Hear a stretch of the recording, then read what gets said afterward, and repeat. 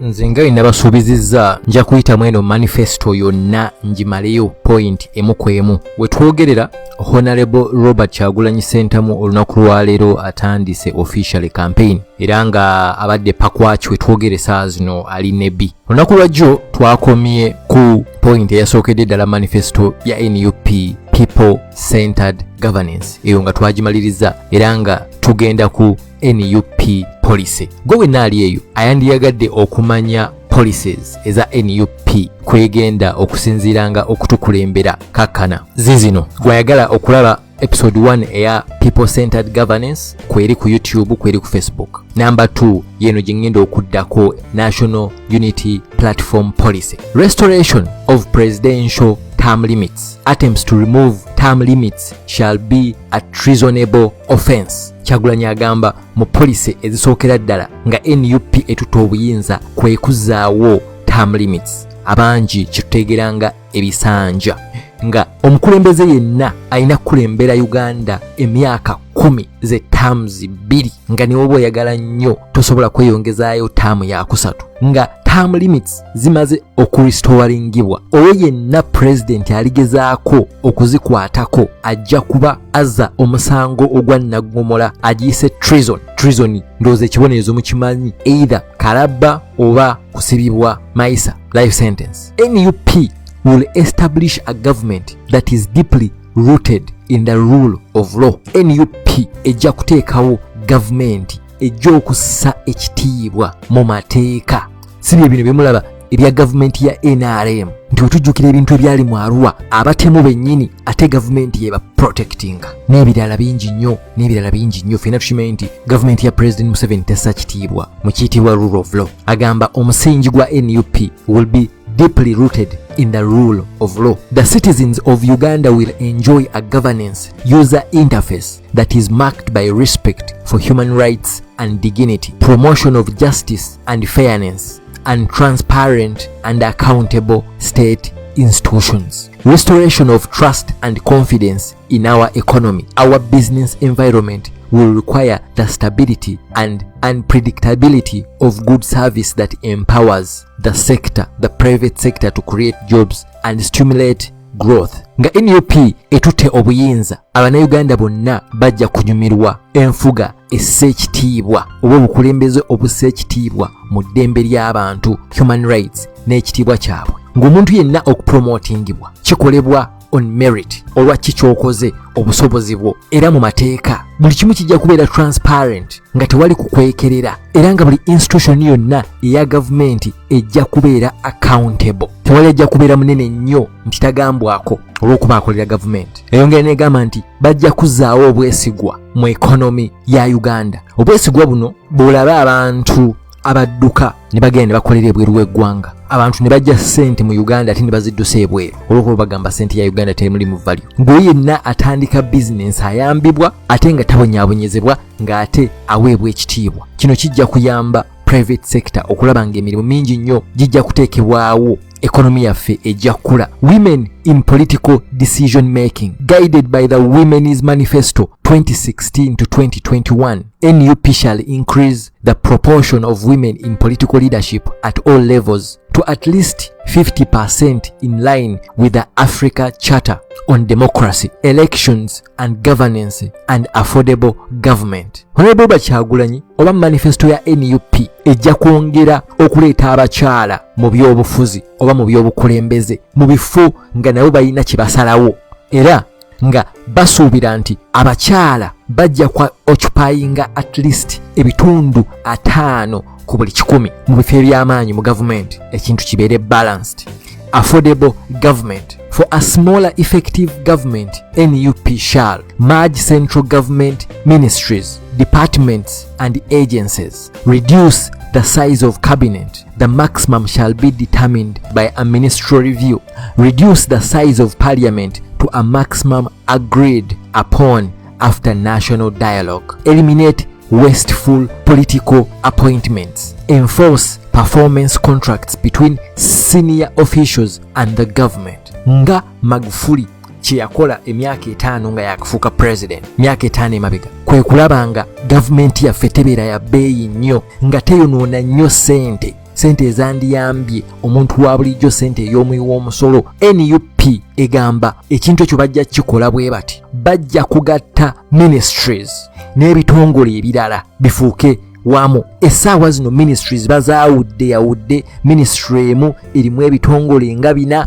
erimu institutions, erimu agencies. Kyagulanyi oba NUP bagamba bajja zimaajinga eddeyo nga ministry beera ministry emu. Bajja kukendeeza ku size ya cabinet era ng'agamba ekyo kijja kudeterminingibwa ne ministry review.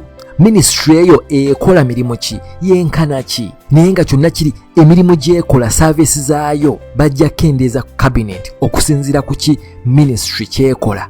Bajja kureducinga size y'ababaka mu parliamenti oba bajja kureducinga ennamba y'ababaka mu parliamenti. Bagamba reduce the size of parliament to a maximum agreed upon after a national dialogue. Ng'amaze okutuula bateesezza parliament bajja kukendeeza ababaka. Nsuubira ekyo bajja kikola through okuddamu okugatta constituency ezo, okugatta districts ezo. Museveni byayawuddemu kuba yengeri yokka gye tusobola okuddamu okukendeeza parliament. Eliminate wasteful political appointments. Tewajja kubaawo bintu bya kumala galonda muntu, kumala galonda buli omu, ono advisor, presidential advisor mu ghetto, presidential advisor ow'abavumi, presidential advisor owa social media.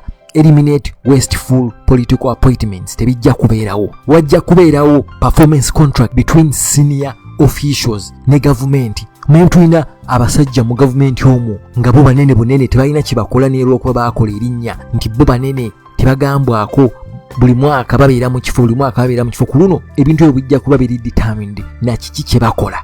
Ekikusigaza ng'olina omulimu gwa government is your performance. Evaluation of performance yekusigazaayo. Obanga tuperforminga tewali bya manyani, manyo munene, manyono, manyoli nedda. Zero tolerance for corruption. Enguzi tejja kukirizibwa wadde. Kyagulanyi agamba oba NUP manifesto egamba mu National Unity Platform Policy bagamba zero tolerance for corruption. Measures will be taken to promote public oversight of public expenditure. In addition to the right to request the Auditor General for a special investigation, legislation will be passed to permit members of public and civil society to carry out public audits where they suspect corruption and incompetence in service delivery, protection of whistleblowers, recovery of stolen resources from convicted corrupt individuals. Ebintu ebimu biragenda okukozesa okulwanyisa enguzi. Sente zonna ezijja okulilizingibwanga okuva mu government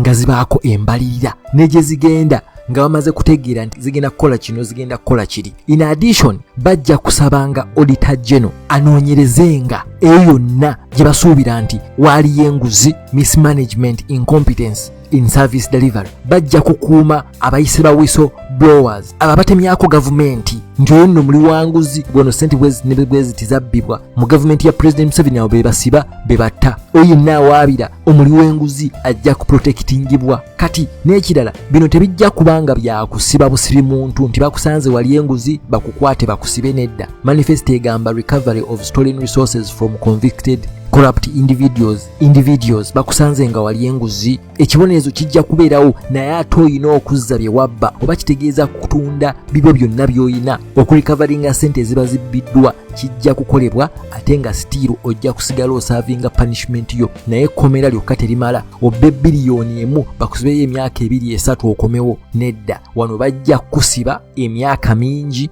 ate nga ne sente oyina okuzizza. Elimination of incompetence, nugatory, wasteful expenditure. Tewagenda kuddamu kwonoona sente. Wasteful expenditure happens when government pays fines, penalties or court awards after incompetence. Court awards for incompetence. The result of waste, there is less money for service delivery. The total amount wasted in this manner between 2014, 2015 and 2018-2019 is an average of 24,909,253,883 per year. It is 15 times the amount needed to supply all girls in public institutions from upper primary to tertiary vocational with sanitary towels for 1 year to enable them not to miss school. The administration will make public servants personally liable for wasting public funds. Funds saved from eliminating waste of this kind would be available for service delivery. Tewajja kuddamu bintu bya kwonoona ssente kuzikozesa bintu mutali makulu. Elimination of incompetence and wasteful expenditure. Kyagulanyi agambye kino bakikola batya oba kibadde kikolebwa batya. Kino kikolebwa gavumenti ng'esasula fines, gavumenti ng'esasula penalties. Ezo muwulira nti gavumenti yawadde meya ssente bwe ziti, gavumenti omusango gwagisinze, gavumenti yasasudde ono miliyoni 10, gavumenti yasasudde ono, gavumenti yasasudde oli. Ssente ziba zaamuywa musolo ezandiyambye mu service delivery. Manifesto egamba nti between omwaka 2014-2015 ne 2018-2019 ssente ezaayonoonebwa mu ngeri bw'etyo kusasula fines, kusasula court penalties zisukka mu biliyoni 24, zisukka mu biliyoni 24, almost biliyoni 25 buli mwaka. Biliyoni 25 buli mwaka gavumenti ya Museveni zeeyonoonera mu penalties because of incompetence. NUP yanoonyereza ne yagamba nti ezo ssente zikubisaamu ebitundu 15 mu ssente ezeetaagisibwa okuyamba abaana abawala ba student okubagulira pads buli omu okumala omwaka mulamba, kuva mu abo abaana abali mu primary, mu secondary n'abali mu vocational institutes, kubanga tewaliwo omwana yenna addamu kumisinga lunaku lwa kugenda ku ssomero olw'okuba talina pad. Niraba ssente ezoonoonebwa biliyoni 25. Gavumenti esasula fine. Nimala nejja nekugamba tetuyina ssente za kugula sanitary towels, naye nga biliyoni 25, almost 24 billion ssente za muyiwa musolo bazooneneramu kusasula fines because of their incompetence. NUP administration will make public servants liable for wasting public funds. Mu gavumenti ya NUP ssente niwubanga tolidde enguzi naye ngozi misusing ng'okoze ebintu ebitali makulu, ssente ozikozesezza ekyo kyezitayina kukola, ojja kuba liable, ojja kusasula, bajja kunoonya bonna woona abooli, ojja kufuna punishment. Naye nga wembagambye mu gavumenti ya NUP punishment temala, wabula oba olina okusasula ssente z'oba oyonoonye. Nga tukyali mu National Unity Platform Policy. Increase access to justice. The NUP administration will ensure justice for all by cooperating with stakeholders in developing a roadmap for removing barriers to justice. We aim to speed up disposal of cases, lower and eventually remove barriers to justice, make court buildings accessible to persons with disabilities, register convicted sex offenders to enable schools and other places where there are vulnerable children to avoid employing them. It shall be an offense for parents to negotiate out of court settlement with offenders. Children's right to protect are not negotiable. Enforce the law prohibiting child marriage shall be enforced. The penalties for parents and guardians forcing girls into marriage shall not be stopped. The penalties for parents and guardians forcing girls into marriage have not stopped the practice. They shall be reviewed with a view to making them stiffer and more deterrent. Prevent village and other local councils shall be prohibited from brokering out-of-court settlement in cases of child abuse and sexual assault. Penalties for depriving victims of justice shall be appropriate and effective. Increasing access to justice. Mu government ya NUP wajja kubeerawo fair treatment, wajja kubeerawo amazima mu nsala y'emisango. Buli kimu kijja kugenderanga ku mazima n'obwenkanya. Ekyo bagenda kikola batya? Kulabanga emisango gisalibwangawo mangu mu kooti. Speed up disposal of cases. Oli omusanga nga yabba enkoko naye nga baamusiba ali ku remand myezi 7, tebamusaliranga. Obusango obwo bujja kwanguyibwanga okusalibwa. Ozze bakusalidde, ekyo kiwedde. Bajja kuteekawo engeri yonna nga bamaze okutuula n'okutegeeragana n'abo bonna abakola makooti, ba stakeholders baani abali mu mateeka, balooya balabenga essaawa zino barriers zonna eziriwo, obstacles zonna eziriwo,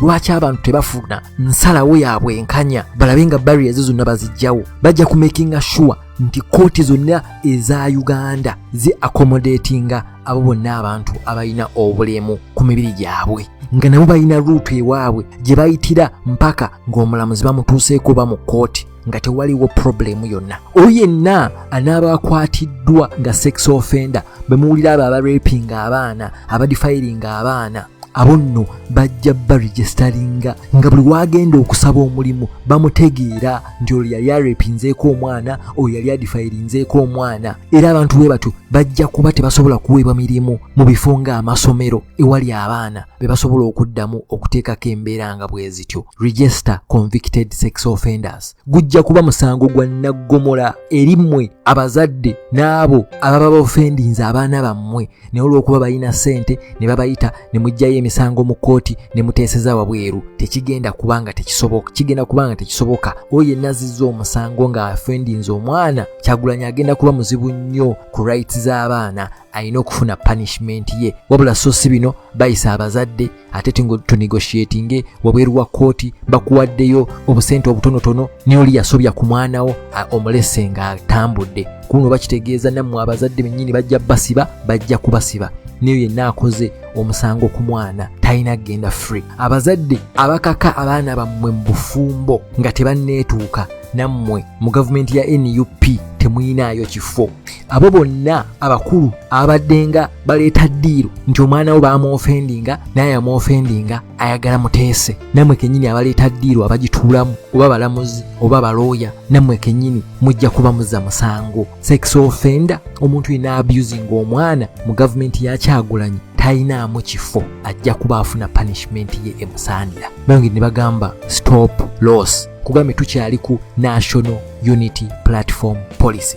Stop loss. We shall fund our program using the following 4 stop loss interventions. All wasteful, nugatory and unnecessary expenditure shall be altered. So far, we have identified several trillions that can be recovered. The process of identifying wasteful expenditure shall be ongoing. Creation of a small effective government by merging overlapping functions in ministries, departments and agencies. Elimination of wasteful political appointments. Recovery of public funds lost through corruption and incompetence from pensions and gratitudes of the officials responsible for the losses. We shall begin the process of elimination of corruption by passing laws allowing public oversight of public expenditure. Civil society shall have the authority to audit public expenditure where corruption is suspected. Laws government ya President Museveni njekola nga nyingi nnyo, sente nga nyingi nnyo ezibbibwa, sente nga nyingi nnyo zetufiirwa. Bagenda kukozesa methods zino nnya okustopinga laws mu government ya NUP. Bagambye okusookera ddala okugyawo expenditures, okugyawo wasteful and unnecessary expenditure, kwe kulaba nga ate kati basooka barikavalinge trillions and trillions of money ezibbiddwa. Manifesto egamba already baamaze dda okusanga oba okwidentifyinga several trillions ezisobola okurikavalingibwa. Ne mu gavumenti ya Museveni eno enchanga NUP etutta obukulembeze already baamaze dda okubaako trillions and trillions of money zibasobola okurikavalinga. Eno process yejja kusigala ng'etambula ey'okulaba nti bastopinga wasteful expenditure. Ekirala kyekiri kye twayogeddeko nga tutandika okugezaako okugatta ministries, departments and agencies, nti abantu bangi nnyo. Ministry eyandibaddemu abantu 2 mu gavumenti ya Museveni erimu abantu 4, bonna bafuna omusaala, bonna bafuna medical insurance, bonna bakola ki. Merge these ministries according to the work they do. Tewajja kuddamu kumala galonda bantu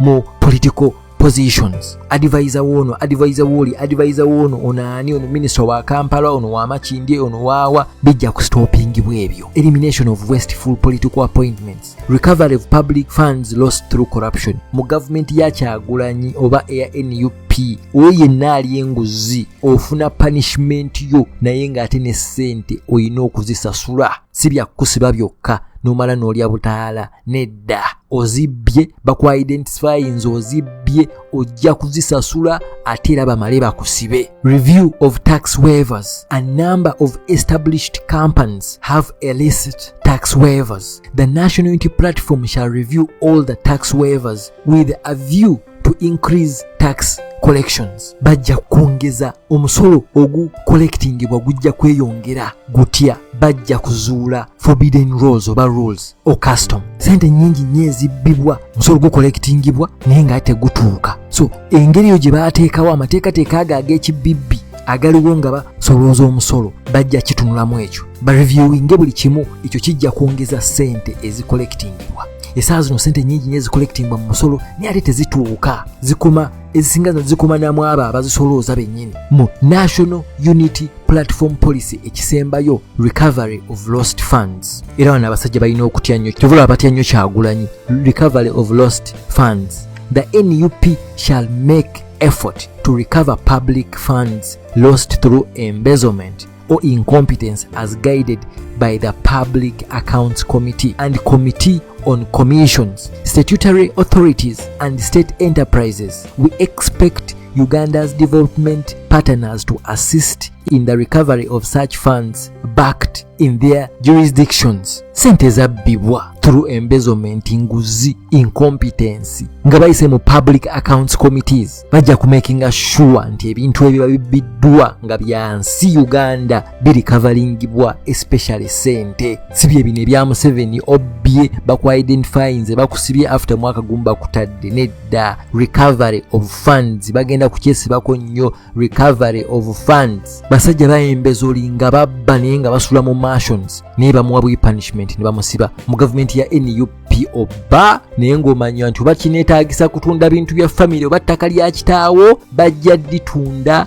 mpaka nga ssente za state zirikavalingibwa. Nja kuba nkomawo mu episode 3 ne human development, equal access to quality education and healthy service. Egenda kuba episode 3 twogera ku manifesto eya NUP naye nga buli section tugikwata ku lwayo twagiwadde episode yemwemu. So far twamaze people centered governance, tumaze national unity platform policies. Episode 3 egenda kuba human development, equal access to quality education and healthy services. Mbagala nnyo, peace.